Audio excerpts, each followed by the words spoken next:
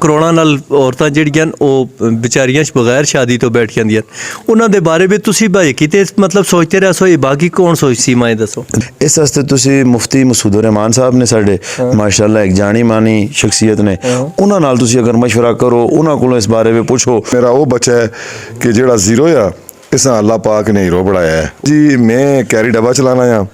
ते मेरा ये बच्चा इस अल्हम्दुलिल्लाह कैरी डब्बा मेरे तो छुड़ा के मां जी लाई गड्डी गन कीती है साथ सारे चलते जिंदा बंदा होंदा है जिस को थोड़ी देर जुल के ब्याह ते एक मज़ा आवे। यकीन करो मगरब हो गई है और दिल आता है और गल्लां करा। बशीर खान साहब मैं एक सादा जिहा एक सवाल है उसका निक्का जिहा एक जवाब चाहिए लेकिन सच्चा दिखा रहे हैं तुसीं गल्लां करदे हो जाई जवाब चाहिए। तुसीं त्रै बच्चों नाल मेरी मुलाकात हुई है दोवां बड़ियां नाल ते एक तुसीं निक्के बच्चे नाल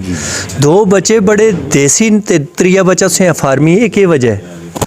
ये जी इसकी वजह यह है कि ये मेरा बच्चा घर मेरा ग्वाला आ जनी जिम्मेदार है कणक अपनी मंझियां रखियां नहीं सारी जिम्मेदारी यही करता आ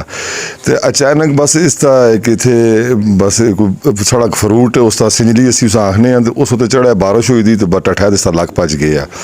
लक भजने तो बाद इस अपने दिल नाल कोई सोच की है यार मेरे भरा दूए सरकारी मुलाजम होन मैं सरकारी मुलाजम के काबिल भी ना तो मैं कोई अपना ही काम करा। एक ही कंपनी में चला गया तो मैं चला गया उत्थे मैं हो तू चोरां डाकुओं के चढ़ गया मैं गलियां शलियां कढ़ के सब मोड़ के कहना आया ना गड्डी भी पा के मैं कहना आया तो बस फिर ये अल्हम्दुलिल्लाह ये मेरा वो बच्चा है कि जेड़ा जीरो आ इस अल्लाह पाक ने हीरो बनाया है और दुआवां इस नाल सड़ गए हैं माउदियां मेरियां जिला अब्टाबाद दे विच असो जदून मां इस चीज़ ते इंशाअल्लाह 100% यकीन है कि मेरा नाम रोशन करसी मेरा नाम घुमांदा नहीं। जिस नाल माओ पिओ दवाइयां होन उसां ते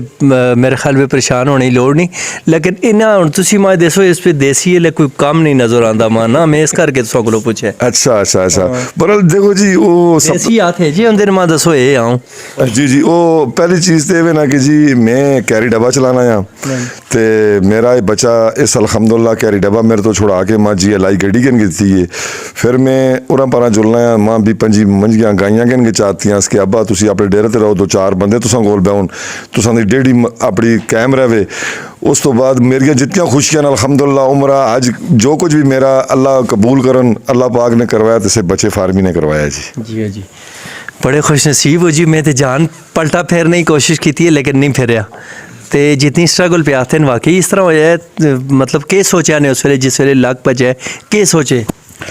अलमज़ेब भाई पहले तो देखड़े सुनने वाले मेरी तरफों तो बहुत सारा सलाम ने जिंदगी है जी अल्लाह पाक की तरफों तो कुछ आजमाइशां आंदियां अल्लाह पाक की ज़ात अपने बंदे ते उतना वजन उतना बोझ नहीं पाते कि जेड़े वो बर्दाश्त ना कर सकन। तो दुनिया के अंदर जड़ा सब तो बड़ा कुफर ने वो मायूसी ने और इबलीस जी सज़ा मिली है उसकी मायूसी दी मिली ने ते अच्छा बुरा वक्त ज़िंदगी में आंदा है। मां अज भी मैं लोगों नाल मिलना तो मेरा अंदाज़ वो सादा ही है वो अज तो पहले वाला ही है। मेरे दोस्त मां मिलते हैं स्कूल फैलो ग्राएं वाले जिथे करे कोई मैं बच्चा मिले तो मैं बच्चों नाल बच्चा ही तरह हैं बड़िया नाल बड़ा ही तरह हैं। किस्मत है जी माड़ी कि रोने धोने तो इलावा गल ही कोई नहीं होंदी जिथे करे बहने लड़ाई झगड़े दियां गल्लां मतलब कि कोई असी खुशहाली की गल ना करते और किसी भी मतलब कि अगर कोई बंदा असां दा भैन भरा पढ़दा है या उसकी अच्छी मतलब कि कोई कारकर्दगी होंदी अच्छा ना बनता है तो असी लोग उसका प्रमोट करने के बजाय उसकी तारीफ करने के बजाय उसकी टंगा खिंचनिया शुरू कर देने और रिश्तेदार ही कर दें नहीं मतलब एक कल्चर साड़ा एजा हो गया मैं तो देखा और रिश्तेदार छकते कल्चर एजा है ना जिंदगी के अंदर अगर बंदा कामयाब होना चाहता है तो उसका मदीना उसका हज उमरा उसके माँ प्यो ने मैं अज दिन तक किसी ने बदतमीजी नहीं की और किसी का नुकसान नहीं किया। बहुत सारे लोग मेरे चाहने वाले भी मैं देखते हैं मेरे भैन भरा और लखों की तादाद पे हूँ मेरे शागिर्द होन कि जेड़े मेरे मुस्बत गल्लां सुनते हैं वो उन्हां ते अमल करते हैं और अपनी अपनी जिंदगी के अंदर किरे ना किरे वो बस्तान कम करते हैं। कुछ भरा मेरे प्रदेश बेन मैं उतों मैसेज करते होंगे ये साढ़े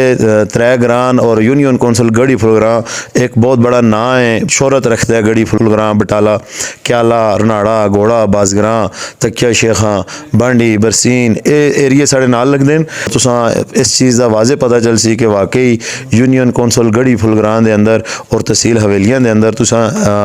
व्लॉग किया है और इसका इंशाअल्लाह तुसां बहुत अच्छा और मुस्बत रिस्पॉन्स साढ़े चाहने वाले की तरफों तो मिल सी। इस वेले दो ਦੋ ਗੁਣਾ ਕਰੋੜਾਂ ਨਾਲ ਔਰਤਾਂ ਜਿਹੜੀਆਂ ਉਹ ਵਿਚਾਰੀਆਂ ਬਗੈਰ ਸ਼ਾਦੀ ਤੋਂ ਬੈਠ ਜਾਂਦੀਆਂ ਉਹਨਾਂ ਦੇ ਬਾਰੇ ਵੀ ਤੁਸੀਂ ਭਾਈ ਕਿਤੇ मतलब सोचते रहो ये बाकी कौन सोच सीमाएं दसो देखो मैं इस चीज़ का खुद तुसें ये गल आखना कि अगर 2 करोड़ कुड़ियां ते खैर ना हो सन तुसां कोल दादो शुमार थोड़ी जेही गलत होन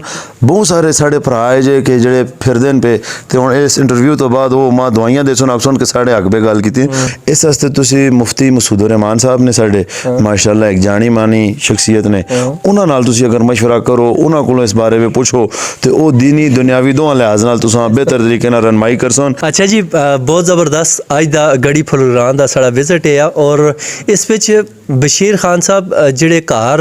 अपना फर्स्ट क्लास जिमीदारा करते हैं और सारा देसी जिहड़ा माहौल है जिहड़ा अज तो पिछे तुसीं ये समझो 30-40 साल जिंदगियां 50 साल पिछा खड़ो हर घर विच मिलदा हुंदा है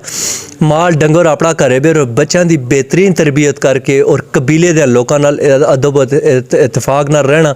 ये बेहतरीन मैसेज है हज़ारे दा और KPK दा यही साड़ा कल्चर भी है इस निभाने वास्ते कोशिश करो कि अपनी औलादां विच ये चीज़ पैदा करो ताकि तुसां दे जिहड़े बच्चे न उन्हां दे सामने किसी वेले बह के कोई गल करो तो बच्चे भी नाज करो ना अपने प्यो ते और प्यो भी अपने बच्चों ते नाज करे। इसी तरह नवे विलाग नाल दोबारा तुहां दी खिदमत विच हाज़र हो सवेरे तक अपने मेज़बान आलमज़ेब अवान इजाज़त दो अल्लाह हाफिज़।